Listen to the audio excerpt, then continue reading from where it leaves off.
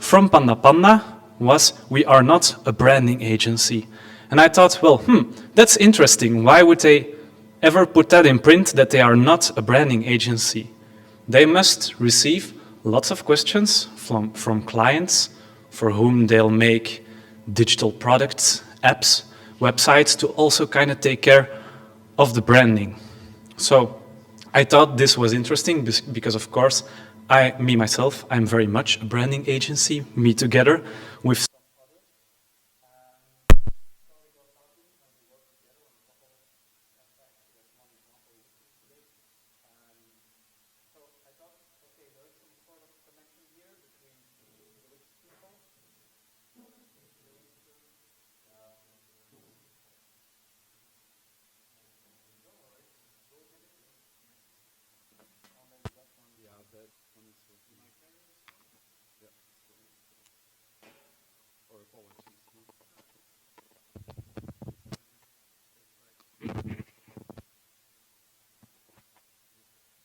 Hey, chick. Just let me know, live stream people, if it's working. Are we coming through, Simon? Do we have? Yes, okay, we have audio. So there seems to be some correlation between UX people, but also branding people. We sometimes meet with each other. So that's why I would love to have the opportunity to share maybe some very small insights and examples on how we as a branding agency might approach design systems, maybe slightly different, maybe the same, but let's dive in. So, our running order for the next 20 minutes, and please can maybe you give me a heads up when I'm talking for like 15 minutes, when I have 5 minutes left, and then 10 minutes for questions. Cool. Let's give you the wiggle.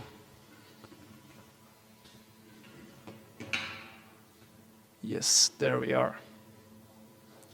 So, first a little bit about Coloss Agency, our branding agency. Why am I talking here? Then, why do we all need design systems? Because in a perfect world, it should make our workflow a little bit more easier.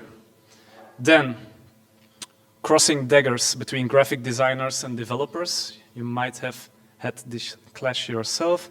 And then some examples, case studies, and then maybe I can address some questions. And if I can't, I'll promise to look it up towards the next UX beers for you.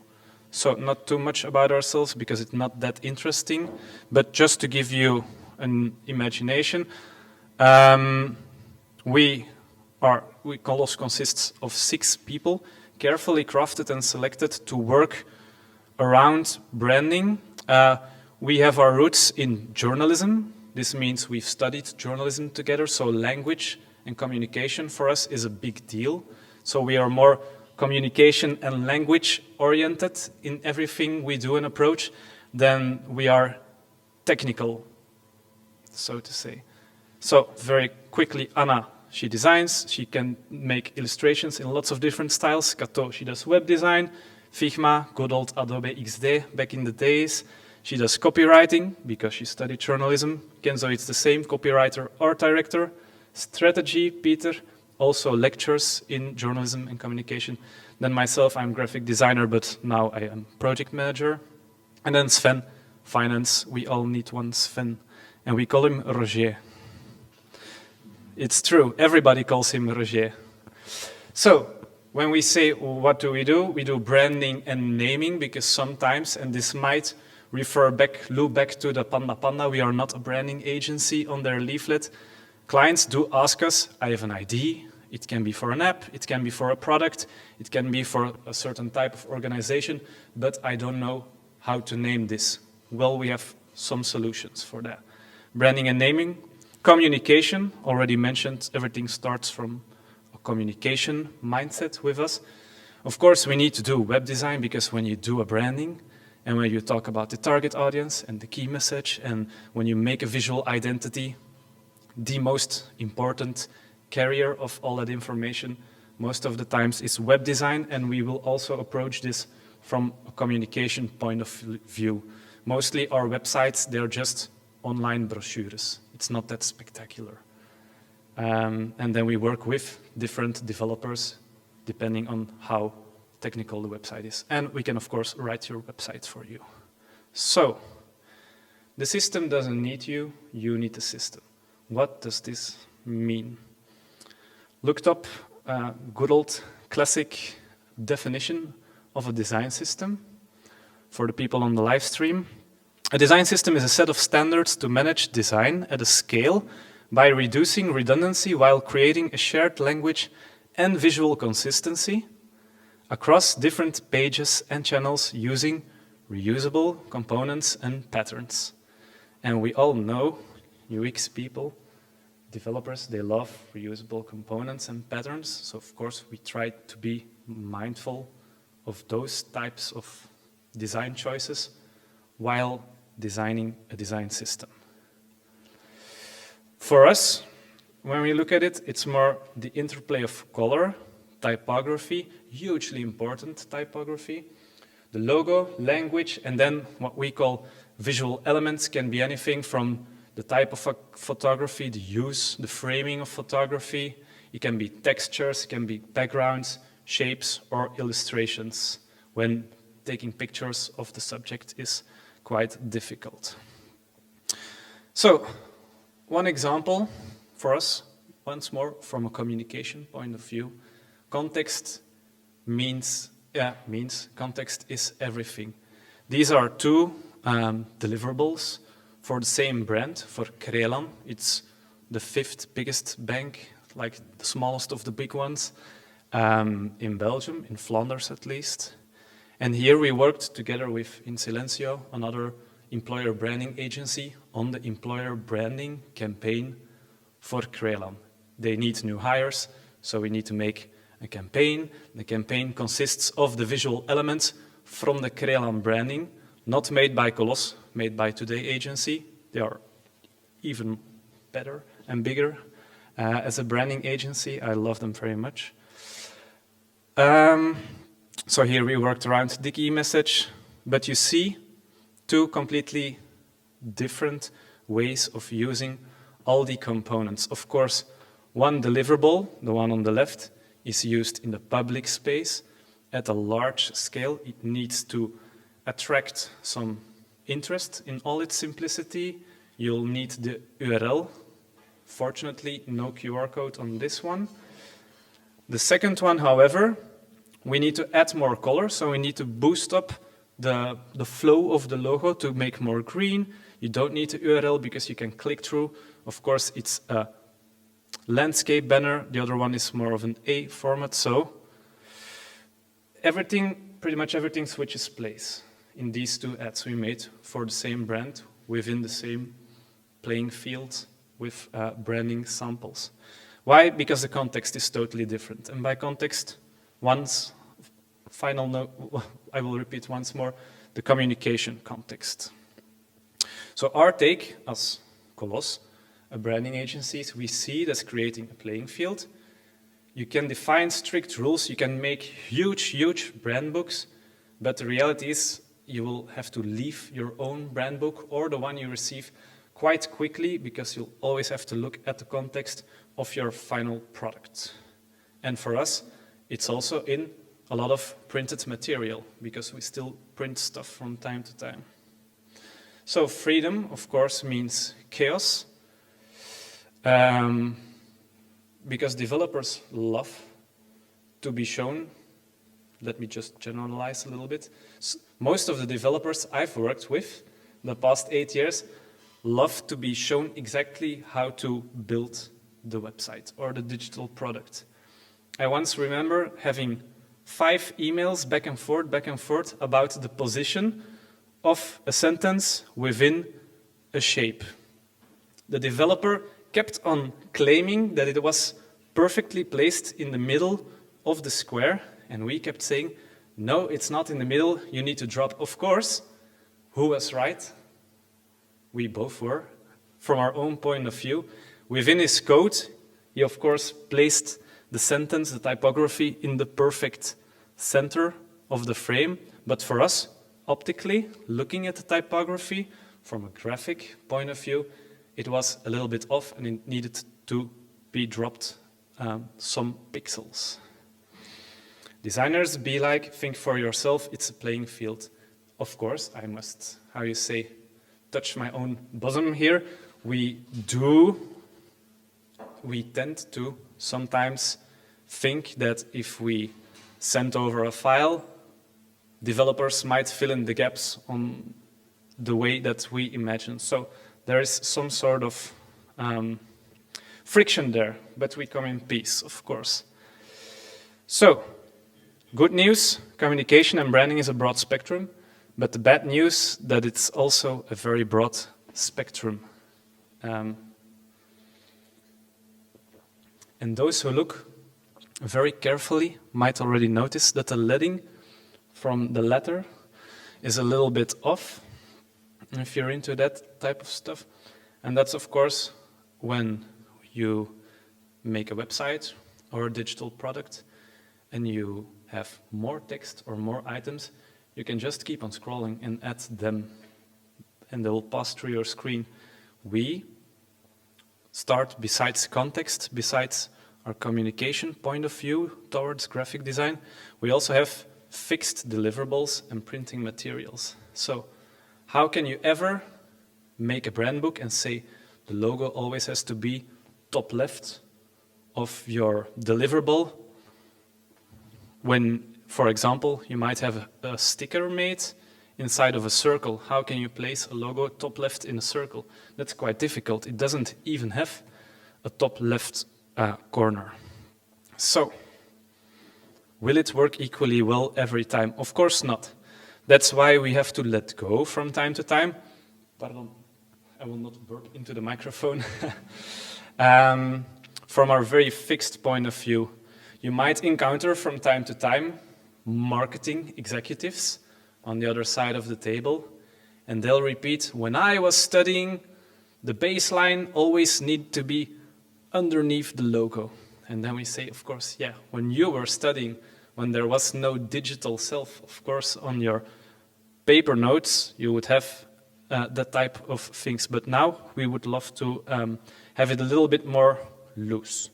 So, how do we do branding from a graphic design point of view? And I still have, I'm quite all right on time. For example, this is a case we've made for Uitgeverij van In. I don't know how to translate Uitgeverij in English. Publisher. They make school books for mostly the, I will say basic school. Primary school, thank you, sorry. Didn't prepare that specific term. So we landed on 3 basic shapes. They have some history within the company, so we used them and boosted them a little bit like this. Made some different backgrounds, animations from those. Very not rigid. And then you'll have more of a playing field, and this time it's more within texture. The texture aligns with the logo that we kept for this company. It's quite red from the beamer, but of course I want to turn around my laptop. But you still have a nice and decent graphic playing field with some details. Another difficult one, we have the branding from our hometown. It's called Mechelen. It's the most beautiful city between Antwerp and Brussels. That's where we're located, so if you ever need a meeting room in Mechelen, you can text me on LinkedIn and we can see if our one meeting room is available and clean for you. But we needed to make a branding for all summer events and all winter events taking place within Mechelen. So it's called Mechelen Feest, loosely translated to Mechelen Party. And they have this kind of difficult, hideous shape. You can call it the head, the matter, or the M from Mechelen, but it always needs to be included at a minimum size within all of your designs. At the same time, we needed to solve summer and winter versions. So, we had a sun and a moon, And just to say, context is everything. On the normal dimensions, the A type of dimensions from this billboard, we can take the big M and make it as small as possible. We'll have the sun, we'll have lots of warmth, we have lots of typography. At the same time, while creating vertical flags or banners, the M, I think it's a little bit burned out, but it takes up a different space and the whole width of the bottom is used. No sun there, but it doesn't matter. It's still recognizable, these two. Another one might be the sticker on the big market. Again, your shapes, they move, it's a playing field, but it works well, it's recognizable. Actually, one case we did with Panna Panna. Unfortunately, they're not here, but they're probably watching the live stream. Here we started from the typography. And this is also a nice case.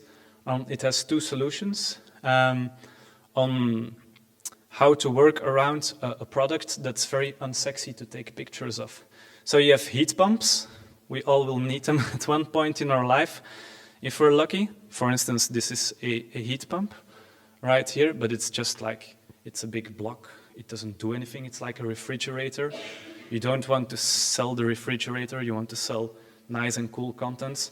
So we used some extra custom illustrations, and we used lots of, let's say, one-liners, base-liners like smart living, great energy, change the current, relax, we've got you, to convey more of a warmth, cozy, housey feeling. We started with the typography that used some kind of a link within the H and within the A, for example. And then we used the link to create a very subtle design system where we would link some other visual parts, where we would use links in all different types of shapes. So there is no way that you could force this into a very strict brand, guidelines. At the same time, I hope you'll agree that this kind of works as one design system for this type of branding. Same goes for the Hannah Arendt Institute. 3 different expressions of the same visual identity. Once more, Mechelen, of course, because that's where we are. Here the idea starts from Construct Europe. It's a city festival about the way we perceive Europe and what Europe might do for us. We've used some sort of a general image of a map where you can notice, very abstract, the outlines of Europe itself, but like the map from a construction site. Even though the map is not always used, for instance, here you have 2 items that are more full-page photography-based, you still feel the way we've used the telexes on the site, the typography, the way everything is, even without being very boxy, has its room to breathe. And of course, the very distinctive pink, non-political color that was asked to use for this case also adds to the whole. Maybe one last. Humus. You would probably never guess what they do. I wouldn't have guessed either. They do some type of crisis communication, intervention, deep democracy. How, if you have like, might be interesting for some of you, if you have a big group of people, say for instance the leaders of a school board, and they are not agreeing, and half of them is willing to quit their job, then that school board is in crisis, and they might intervene with their methodologies to get everyone being heard and get them talking again. So this playing field started from the logo, which consists of 2 elements who are balanced, who are facing each other. There's a lot of philosophy right there. And you might ask, why is the lower part, why is it zebra stripes? Well, their previous logo had a zebra, and they asked us to maybe keep some part of the zebra. So we used its stripes. It's a very small detail up front, but you see, from the building blocks of the logo, we can create a playing field. Doesn't matter if the Humus logo is central or on the right side. We can use that playing field to make posters that are completely graphic, using slogans. but we can also use it to make printing materials, use some parts of the shapes as windows to place pictures. We can use it to make signage, etc. Maybe one last, it's actually not one, maybe one last, it is the last one. So here, it's a little bit different. Here we just received assets. We received color, we received typography, we received the ripped kind of texture. So there wasn't really a branding, wasn't really a system. We pushed it into some sort of a website that needed to be festive or festival-like. There was a time, if you remember, Studio Brussels' previous branding, with a lot of repetition in typography, etc. So it's already 4 or 5 years back. Even though it's not a very good design system, it's not a very decent design system, it still kind of makes sense. But yeah, just to show you maybe a less interesting example. So this presentation, let me check the time, that's quite all right. In one sentence, design systems, for us at least, are meant to be a playing field, not a legal document in disguise, because most of the time when you or when we receive a very strict document and you start working with this, you'll find quite quickly that it's very difficult to make good designs with this type of thing, given the context that's needed. So, yeah, this is my sneaky advertising. If you are Dutch speaking, or at least Dutch hearing, you can listen to the Grondwerk podcast. It's of course in Flemish, because our English is not that high level.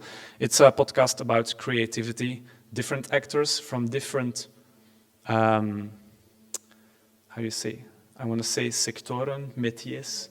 Yeah, different fields from visual arts to music to even philosophy, are asked in Flemish about how they approach their creative day-to-day work. So, and that kind of concludes our talk. So, hope you've learned something. And if you ever are not a branding agency, but in need of one, you can of course always find me on LinkedIn. So, hope you have any questions. Please have some, because otherwise this was the clearest talk ever in human history. Yes? Thank you for the presentation. I have maybe a little bit, mental question. Okay. But how it works in practice? Like, let's say you have a client, you prepare a few examples of typography, let's say. How do they choose one? We choose one, and then we convince them that we chose the right one for them, given their context.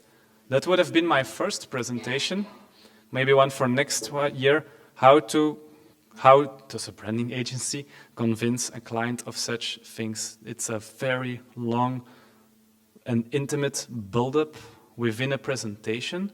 We start with repeating everything back to them, what they said they would love to see within their branding, the feedback we've given on their thoughts from our perspective and why something might work very well or why they might have to make a certain type of choice. If the two are not to be combined, we do start with typography. We show them the typeface, one typeface, two typeface, a little bit the way those two might work together in different contexts, but no logo just yet. Now we'll take them to the color palettes. Maybe there's one, maybe it's two. We show them the colors one by one, and then a little bit in the way that they will be used together. Maybe the red is more distinctive and it will take up more space, and the other ones are just accent colors. Still no logo. So after those, we might show them some of the visual elements. Maybe we've made some icons, textures, illustrations, so we get them to agree on, oh yeah, that's a good typeface. Okay, I can see that it works. Show me the logo. And it's after 20 minutes, maybe 30 minutes, once we've repeated everything, we've showed them the elements one by one, that we kind of move into the design system, because clients, they are heavily fixed on the logo, even though good branding, if you take away the logo, it still needs to stand out and be recognizable. So that's why you have the system, so to say, which means everything in comparison to each other but the logo. We will dive into the system just a little bit, maybe with outlines like the way I've shown you here. Something like that, but then slightly different. And then finally, we will make a small build-up to the logo, because most of the times the Midas touch or the golden thing is not inside the logo. For instance, the Humus logo, the one you just saw, is just the name in the typography they already agreed upon was a good typeface for them. So it's a very normal, basic logo. Of course, yeah, they do have like the symbol here, but lots of the times a symbol is just too much. It's not necessary. And then finally, after showing all the elements separately, showing them the outlines of the design system, we show them stuff like this in mockups. 1 mockup, 2 mockup, 3 mockups.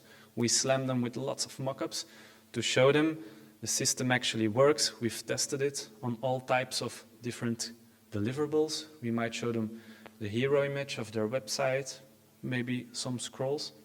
And then, luckily for us, most of the times, I say 85% they'll agree for 85% that it's all right, and we'll maybe tweak something, make an icon slightly different, or show them an alternative color palette.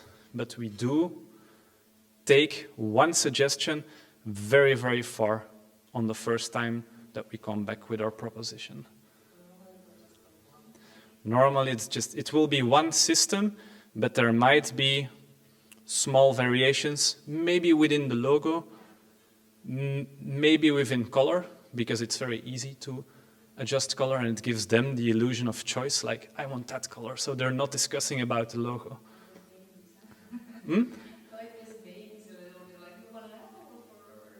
Yeah, but I do it all the time. Yesterday I was designing a vinyl in my free time, and I also made like a second version with a different color palette, just to have them agree upon everything else and let them choose a color they like most.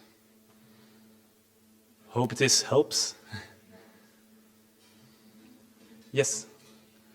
Yeah, so maybe this is old school, but I feel like I've been a part of a lot of teams where, as the digital team, the company that we're working for pays a branding agency a bunch of money to put together a brand, and then we get this brand book that is heavily biased towards packaging, prints, and logos and stuff. And then the digital team gets this and says, okay, go be digital with it. And then that team gets super grumpy because they have no budget, and they're like, they're grumpy, like, we can't translate the digital. They have nothing. To do that. So I'm wondering if you have any advice, either from the perspective of like, how have you been able to kind of harmonize those two? Do you do them at the same time? Yeah. Or from the other perspective of like, do you have any advice on how to deal with that if you are kind of just given this like print? First advice, if you as digital or we as a branding agency, because this one was kind of done in that certain way with Panda Panda, not here, but very close to us in our hearts. And geographically, we did know in advance that they were the ones taking care of. It should have been a bigger, the clients went for a soft launch, so now it's just a landing page. Unfortunately, it should have been a big calculator, digital type of product, but it's not today. We did share a Slack from the beginning. We knew that they were going to work on the Figma design, let's say, with our brand assets afterwards. So they were actually at our brand workshop, one of them, all the way in the beginning when we talked about color, core values, brand manifesto, goals, target audiences, all the communication type of stuff, and a little bit on the visual. He was just there, eavesdropping, working. And we joined their workshop when they started on the development of the Figma file. So that's one way to do it. I don't know about the money part. We just kind of did it because we wanted to have a good result. But that did help.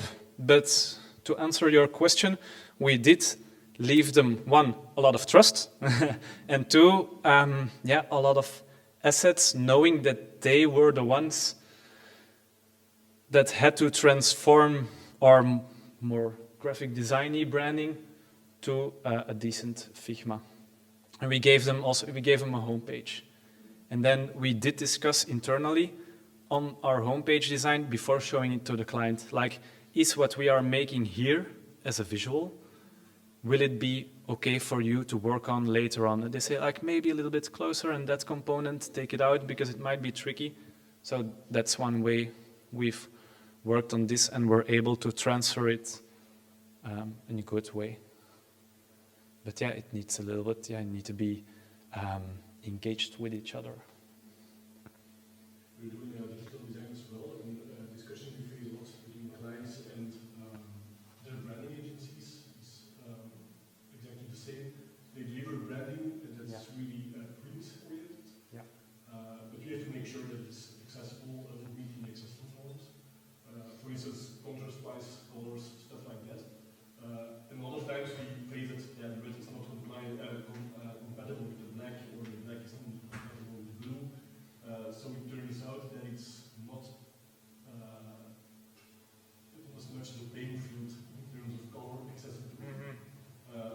What is the suggestion there? Yeah, of course the BCAG 2 or 3 already, they should be taken into account, and I agree from a graphic design perspective, it's no fun if you have pretty colors and they won't work, but it's of course your obligation to do so because it needs to work as well.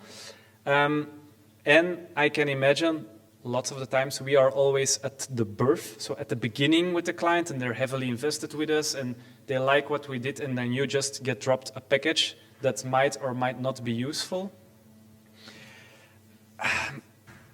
At what point in their own timeline does a client come towards you guys to say, for instance, our branding is finished, now fix it, or we will be branding? Can you decide whether it's too late or not?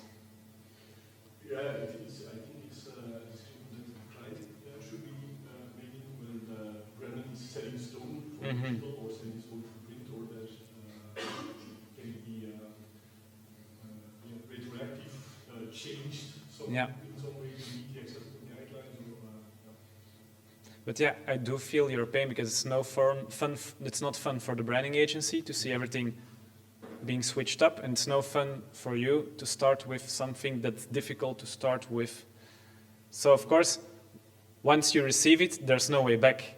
The client already paid the branding agency, now they want you to continue with this, and the discussion starts in advance. I would suggest, if you have the time, to be there as quickly as possible. Yeah, but it's a chronological problem in a certain, and if the branding agency is not digital minded, if it's very print oriented, then I actually don't know if anybody has a better solution, but if it's chronologically not aligned. Get a discussion with the branding agency again to make sure that. If you hear that a client is asking you for offers and they're still asking difficult, always ask them, is the branding already being processed? How far in the process are you? Can we get in touch with them? Because for us it's important, otherwise you can always drop something like, you'll actually have to pay more if it's not sufficiently delivered by the branding agency, and they'll be very eager to get you in touch. The same way that we are sometimes in touch with interior design architects looking at our branding, asking us to use or not use certain shapes or colors. Yeah. That's the best solution I have at this point. I had an experience with that one. I'm a UX designer, UX researcher, and we had a problem with that one. And the thing that we did, the company didn't want to budge on the designing and the branding. Then we did a UX research, we did a usability test, and showed them that, okay, the thing that we designed, it's not working, you have as a branding, how much we can tweak it. And then with the results, we already convinced them that, okay, there is a place. And then we reverse engineered, we went back to the branding and said, okay, now we need to fix it. Okay. That was the only way we could do UX research and do that. I must kind of agree with you. While you're giving that example, there have been times where the digital product or the website was not completely made by us, but was the most important first deliverable. Say, for instance, if the client has an in-house digital team, that we, after the website, had to reincorporate certain elements that were actually more fun as well within our own brand guidelines and deliverables. So there might be some like 3-step stone type of thing where you have a branding that's like 80% done, then you start on the design and development of the digital products, and some elements might be used back within printing materials in an ideal scenario. But of course, we know from our own agencies that it's two very different professions. And for a client, a lot of the times, they are very much disappointed that it's not one big what doing all. Okay, I see people moving, so I guess I'll have to get rid of my microphone. Thank you very much.